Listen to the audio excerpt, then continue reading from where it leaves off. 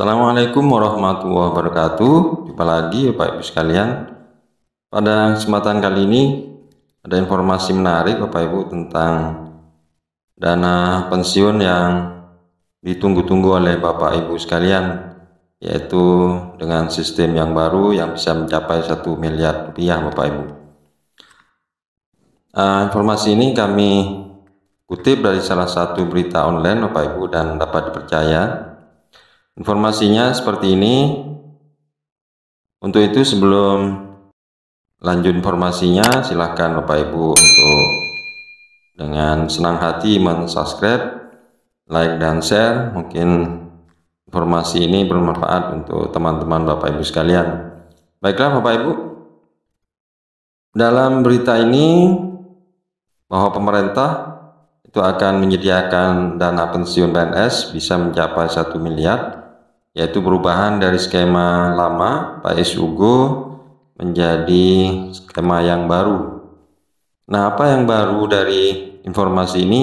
Kita simak Bapak Ibu. Tanggal 15 Februari 2025 menjadi hari yang penting dan bersejarah bagi kebijakan kepegawaian di Indonesia dengan dikeluarkannya perubahan dalam kebijakan pensiun. Pemerintah Indonesia secara resmi mengumumkan rencana perubahan skema pensiun pegawai negeri sipil dari sistem PSUGO menjadi sistem fully funded. Perubahan yang digadang-gadang ini akan mampu membawa angka pensiun PNS mencapai hingga 1 miliar. Ini hal ini menimbulkan banyak diskusi hangat di berbagai kalangan, termasuk mengenai sisi manfaat, tantangan, dan potensi serta dampaknya terhadap APBN.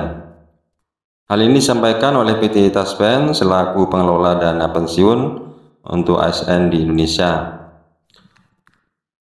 Skema yang selama ini digunakan yaitu PSUGO digunakan merupakan sistem pensiun manfaat pasti di mana iuran sebesar 4,75% dari gaji pokok PNS dihimpun oleh PT Taspen, sisanya dana pensiun ditopang oleh pemerintah.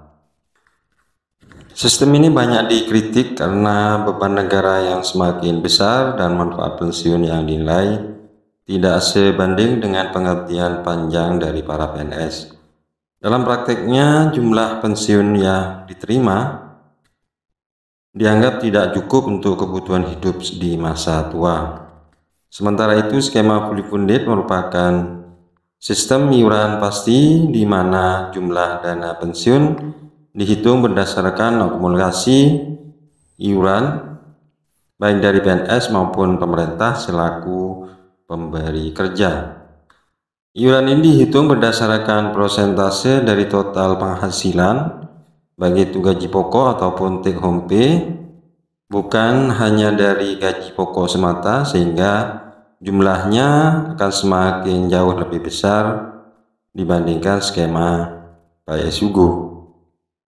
Nah, salah satu hal yang paling menarik Bapak Ibu sekalian, pengumuman dari pemerintah ini adalah potensi nilai pensiun yang dapat diterima oleh seorang PNS bila mencapai pensiun sehingga dananya bisa mencapai 1 miliar. Nilai ini tentu bukan angka yang kecil, terlebih jika pengelolaan dana dilakukan dengan tepat dan efisien, sehingga konsep fully funded ini memungkinkan setiap PNS memiliki akun pensiun masing-masing yang tumbuh seiring dengan kontribusi dan hasil investasinya. Jika diakumulasi dalam waktu puluhan tahun, apalagi dengan sistem bunga majemuk dan investasi yang tepat, maka nominal fantastis tersebut bukan hal yang mustahil. Namun tentu ada sejumlah syarat yang harus dipenuhi untuk mewujudkan angka tersebut, sehingga besaran iuran yang cukup tinggi, periode kerja yang panjang, serta hasil investasi yang optimal itu adalah salah satu syarat-syarat tertentu. Pemerintah di sini tidak hanya bertindak selaku penyedia dana, tapi juga harus memastikan bahwa Manajemen dana pensiun